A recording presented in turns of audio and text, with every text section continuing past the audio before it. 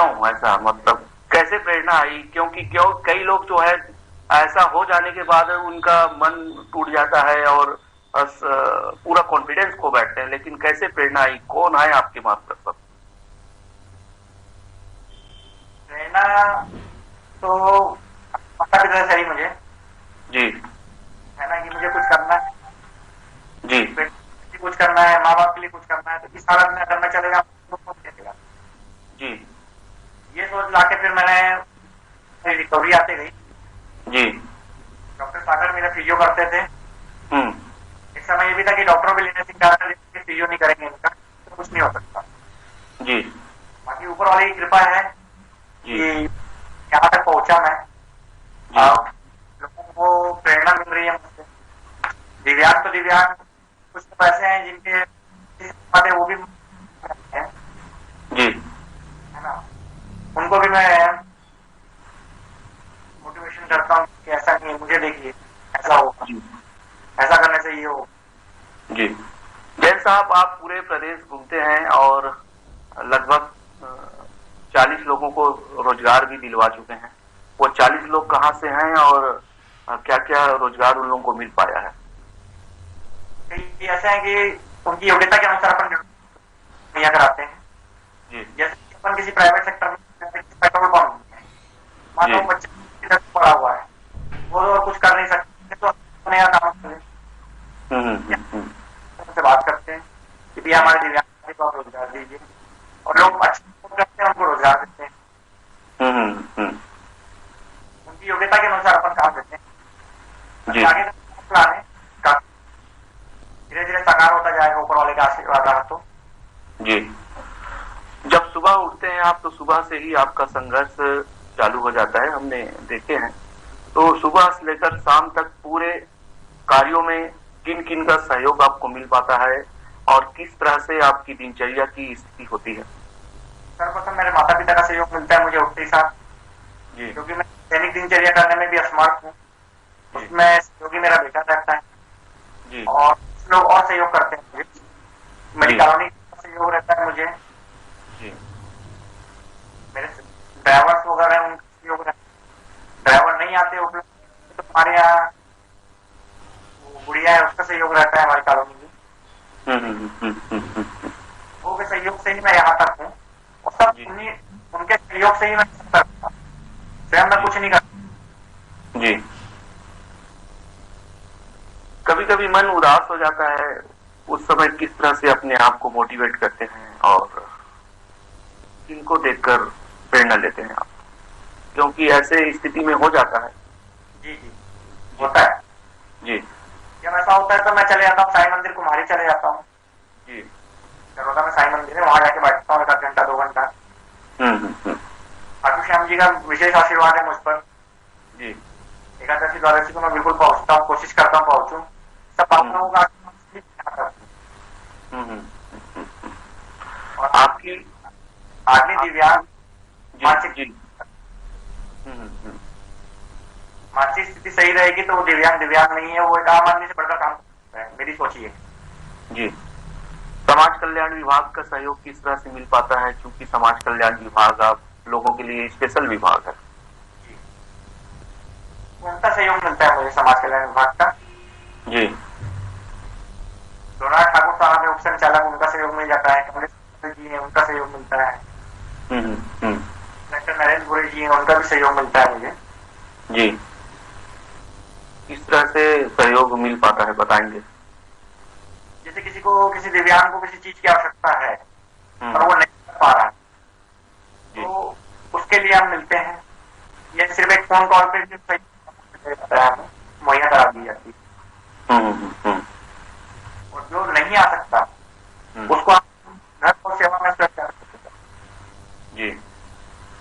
जैन साहब, जब आपने वॉशरूम से गिरे तो वो कौन सा दिन था और वो दिन याद आता है तो कैसा फील होता है आपको इस समय आपके साथ ऐसा हुआ?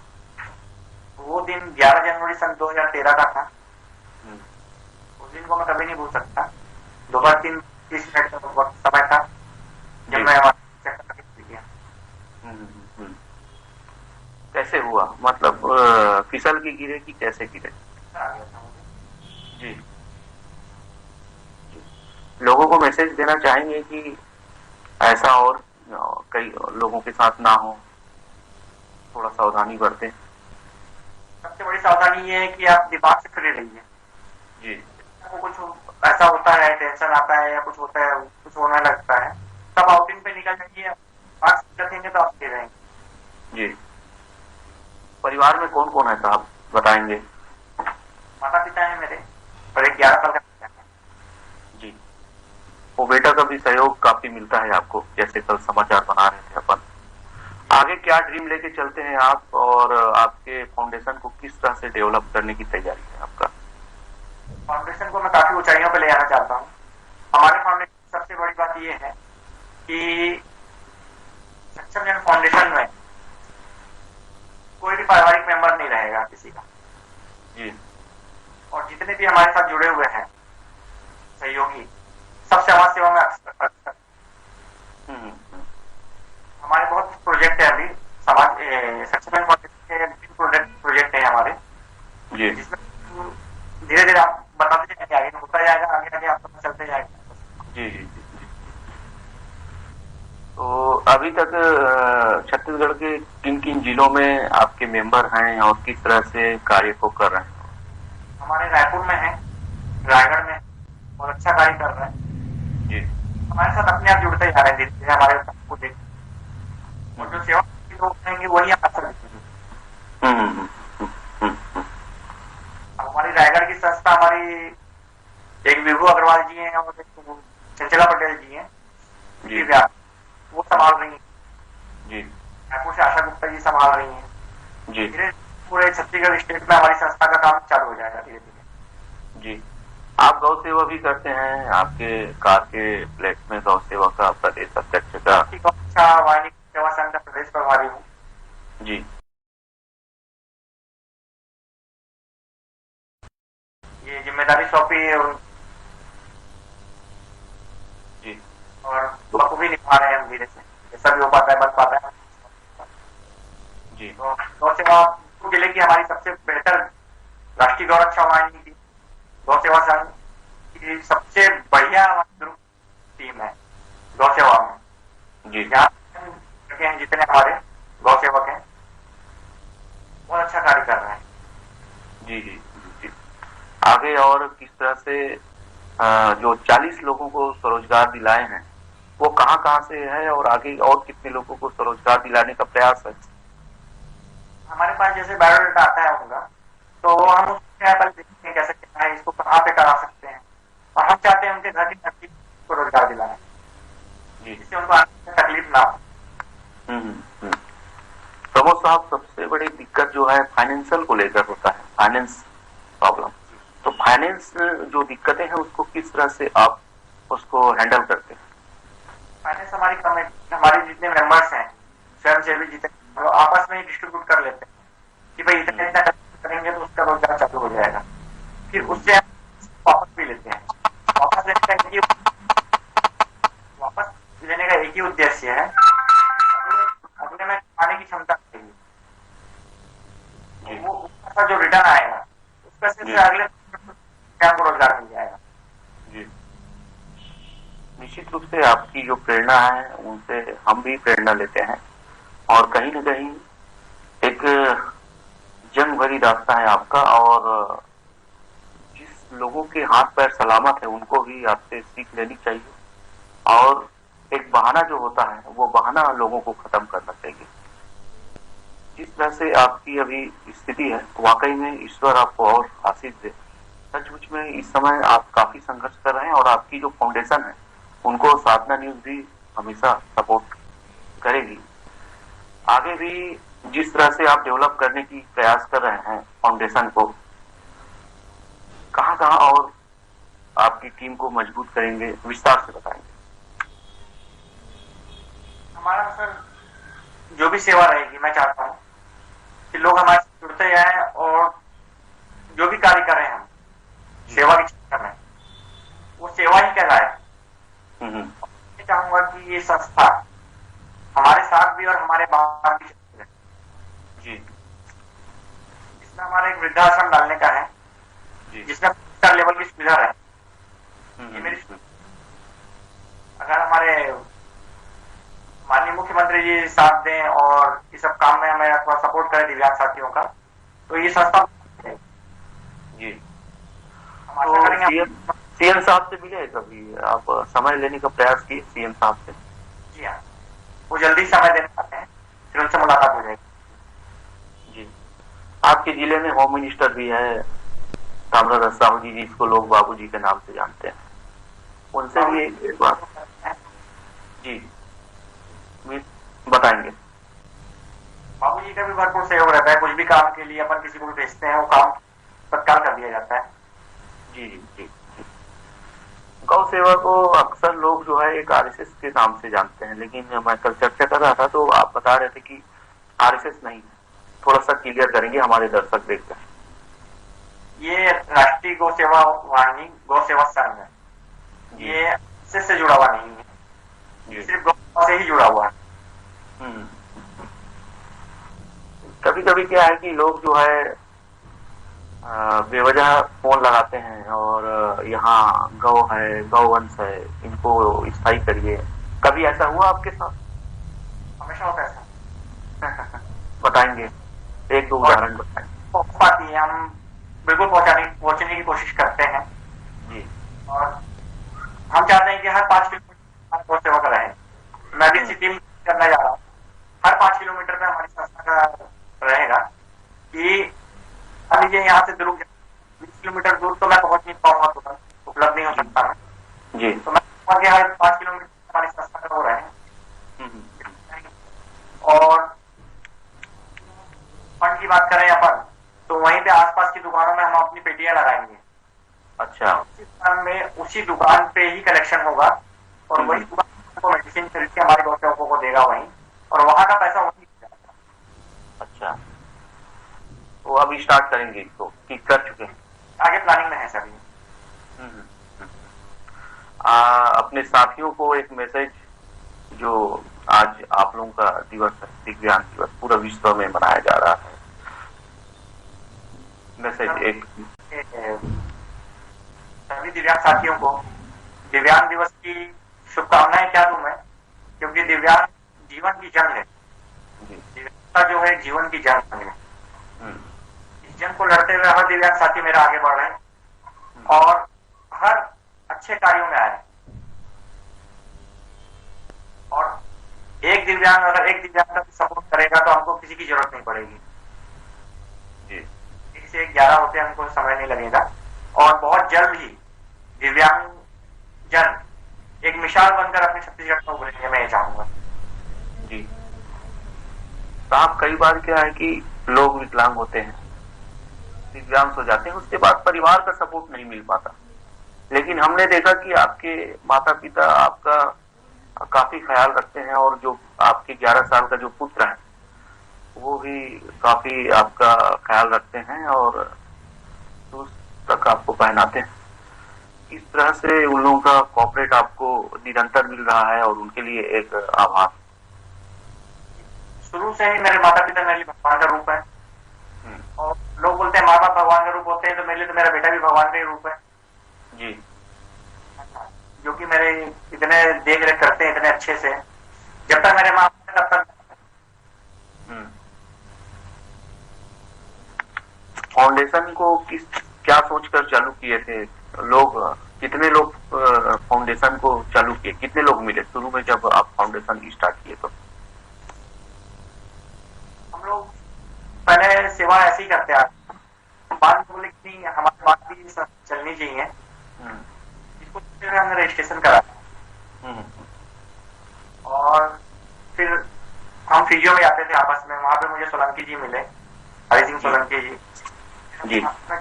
कैसे करना है, क्या करना है, सेवा कार्य तो कर ही रहे हैं। फिर बोले अपन अपने एक संस्था बनाते हैं जो हमारे साथ भी चले और हमारे बाद भी चले। ये हमने संस्था बनाई जो कि दिव्यांगों महिलाओं को कार्य करेगी, मेडिकल में भी जाएगी। जी, बहुत सारे एनजीओ चलते हैं दिव्यांगों के लाभ के लिए, तो वो एनजीओ भी संपर्क किए आपके कार्यों को देखकर? तो केंद्र और राज्य दोनों के अंतर्गत कई बड़े बड़े एनजीओ विकलांगों के लिए चलते हैं, दिव्यांग भाई बहनों के लिए चलते हैं। अभी हमारे साथ अशोक गुप्ता जी शपथ फाउंडेशन के अध्यक्ष हैं, जो वो भी अभी मेरा काफी सपोर्ट करते हैं। मेरे कार्यों को देख के हमारे साथ हैं वो। जी जी जी जी जी। कारीगरी की शांता शर्मा जी हैं हमारे साथ जुड़ी हुई हैं। जी। श्रद्धा साहू जी जुड़ी हुई हैं। जी। दिव्यांग संघ का संयोजक भी हूँ मैं। दुर्ग जिले के दिव्यांग भाई भी जुड़े हुए हैं हमारे साथ, भिलाई के भी जुड़े हुए जी। गाँव से हैं, दोनों से हैं। जैन साहब, जिस समय आप घर से बाहर निकलते हैं, बेड से जब निकलते हैं, तो आपके परिवारों का सहयोग जैसे मिलता है? कभी कभी परिवार अगर कहीं बाहर चले गए, उस स्थिति में किस तरह से आप कार तक पहुंचते हैं और बाहर निकलते हैं? मेरे माता पिता मुझे छोड़ के नहीं जाते हैं कभी जी। कोई ना कोई मेरे साथ रहना जरूरी है, तो कोई ना कोई उपलब्ध रहता है, और जिस दिन उनको काम रहता है उस दिन निकलता है। अच्छा, उस दिन आप नहीं जाते, आप भी अपने काम को स्थगित करते हैं। आपके साथ और भी कई लोग जुड़े हैं, उनके विकलांगता का प्रतिशत कितना है? जैसे आपका 80% है विकलांगता का प्रतिशत। 60 वाले हैं जी। 70% है उनका जी। और मेरे साथ जितने लगभग दिव्यांग जुड़े हुए हैं रोजगार में कभी मौका मिला तो आपसे रूबरू करवाऊंगा आप सबका। जी। कोई ऑटो चला रहा है, तो किसी दुकान पे काम कर रहा है, कोई सिलाई का खुद के बैठा है जी, कोई वेल्डिंग कर रहा है, कुछ ना कुछ कहीं ना कहीं अटैच है, इंस्टीट्यूट चला रहा है जी। और मेरी सबसे बड़ी उपलब्धि ये होगी कि हर दिव्यांग को रोजगार मिल जाए।